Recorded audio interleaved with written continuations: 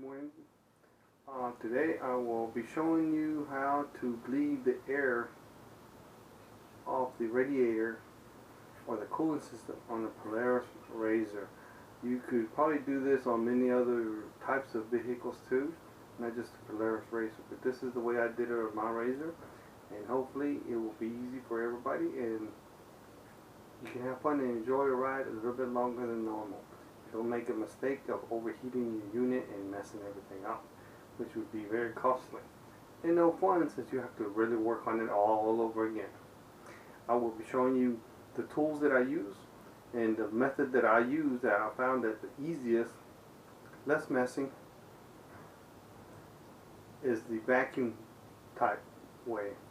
I use a handheld vacuum pump and a pressure radiator test kit. And I use the adapters from that, and I'll show you here in a minute how I went about it, and hopefully you can do yours pretty quickly.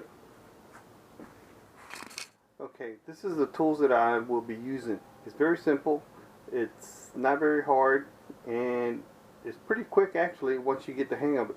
But anyways, what I got was a small handheld pump, vacuum pump from your local auto parts. It's about 20-30 bucks, depends on which one you use and how much money you want to spend. And also, the one that's probably going to cost you the most is a pressure radiator test kit right here. It's this is a general type tool. It has, of course, many adapters as you can see. And you can get these at your local tool parts or tool store. It's a common unit. If you want, you can get more expensive ones. I just use this because it's pretty simple to use and it does the job for me. Anyways, what I usually do is I get the adapter. Notice the adapter is pretty simple, and it threads. You remove the radiator cap and you thread this on, and of course you have a rubber hose on your vacuum pump and you just tie it in there. Now on your also, of course, you have to make sure all your connections on your cooling system are nice and snug and tight and no leaks. You will of course service your cooling system correctly according to the manufacturer, and then once you service it to the top. As you can see, there's the radiator cap. Anyways, you service it all the way to the top to nothing more goes in there.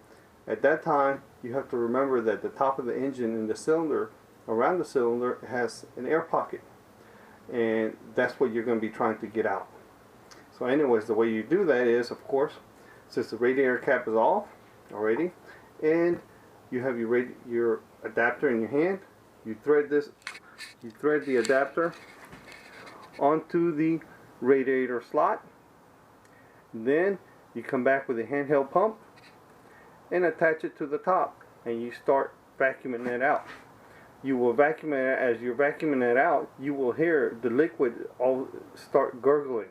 That means that the air from the top of the cylinder is coming up to the top.